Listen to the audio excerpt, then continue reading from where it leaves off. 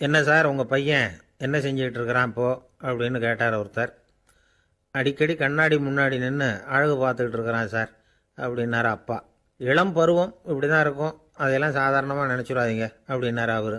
என்ன சார் சொல்கிறீங்க, கண்ணாடி முன்னாடி நின்றுக்கிட்டு நேரத்தை வீணாக்கிக்கிட்டு இருக்கான், அதை ஒரு பெரிய விஷயமா நான் நினைக்கணுமா அப்படின்னாரு இவர்.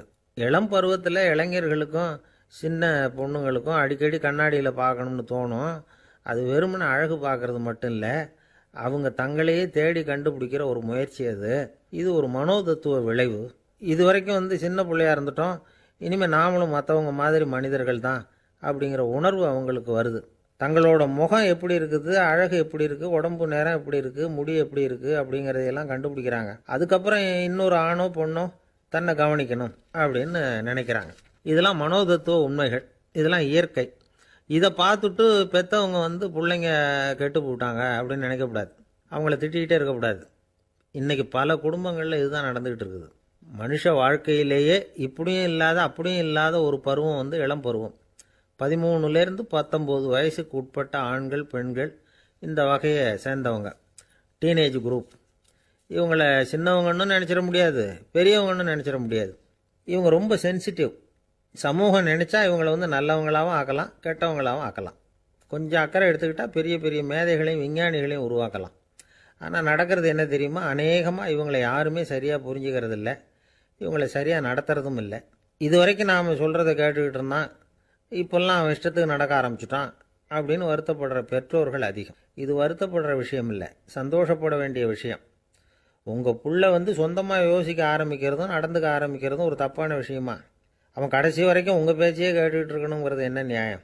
இன்றைக்கி இளைஞர்களை பெரியவங்க தப்பாக புரிஞ்சுக்கிட்டு தவறாக நடத்துறதுனால தான் அவங்களுக்கு வெறுப்பு, எரிச்சல், மனக்கசப்பு எல்லாம் உண்டாகுது. பெற்றவங்க சரியாக மதிக்கிறது இல்லை அப்படிங்கிற ஒரே காரணத்தினாலேயே வீணாக போகிற பிள்ளைங்க இன்றைக்கி அதிகம். சரி, பெற்றவங்களுக்கு இன்றைக்கி என்ன தான் புத்தி சொல்ல வர்றீங்க அப்படின்னு கேட்குறீங்களா? நாம் எதையும் சொல்ல வரல, ஆனால் அது சம்பந்தமான சில நிபுணர்கள் சொல்லியிருக்கிறத உங்கள் காதில் போட்டு வைக்கலாம். அது என்னென்னா, பிள்ளைங்க கிட்ட அன்பு செலுத்துங்க. குழந்தையா இருந்தப்போ எவ்வளவு பாசமாக இருந்தீங்க, வளர வளர அதை ஏன் குறைச்சிக்கிறீங்க?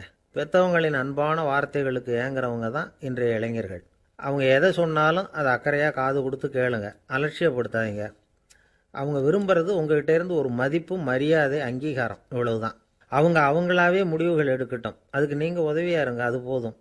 மற்றவங்க முன்னாடி, முக்கியமாக அவங்க நண்பர்கள் முன்னாடி அவங்கள பற்றி மட்டமாக பேசாதீங்க. அவங்கக்கிட்ட பொய் சொல்லக்கூடாது. நீங்கள் சொன்னது பொய்ன்னு தெரிஞ்சு போச்சுன்னா உங்கள் பேரில் அவங்களுக்கு இருக்கிற மதிப்பு போயிடும், நம்பிக்கை போயிடும். அவங்களுக்கு முன்னாடி நீங்கள் சண்டை போடக்கூடாது. உங்கள் பிள்ளைய எப்பவும் இன்னொரு பிள்ளையோட ஒப்பிட்டு பேசுகிற வேலையே வேணாம். கூட பிறந்த மற்றவங்களோட கூட ஒப்பிடக்கூடாது. இப்படி செஞ்சால் அவன் உங்ககிட்டையும் பிரியமாக இருக்க மாட்டான், அவங்ககிட்டையும் பிரியமாக இருக்க மாட்டான். புள்ள எங்கே போகிறான், என்ன பண்ணுறான் அப்படின்னுலாம் துப்பறிஞ்சிக்கிட்டு இருக்கக்கூடாது. இளைஞர்கள் தனிமையை விரும்புகிறவங்க. அவங்கள பெட்டியில் வச்சு மூடி பாதுகாக்கணும்னு நினைக்கக்கூடாது. அவங்கள எப்படி பாதுகாக்கிறது அப்படிங்கிறது அவங்களுக்கே தெரியும். உங்கள் புள்ள எப்படி நடந்துக்கணும்னு நீங்கள் எதிர்பார்க்குறீங்களோ அது மாதிரி நீங்கள் நடந்து காட்டுங்க, அது போதும். ஒரு வீட்டில் அப்பாவும் அம்மாவும் பேசிக்கிட்டு இருக்கிறாங்க.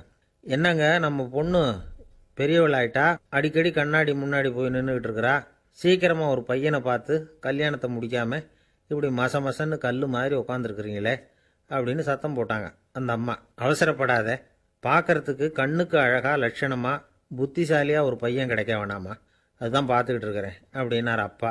இதுக்கு அந்த அம்மா சொல்கிறாங்க, எங்கள் அப்பா இப்படியெல்லாம் நினச்சிக்கிட்டு இருந்திருந்தா எனக்கு கல்யாணமே ஆயிருக்காது தெரியுமா அப்படின்னாங்களாம்.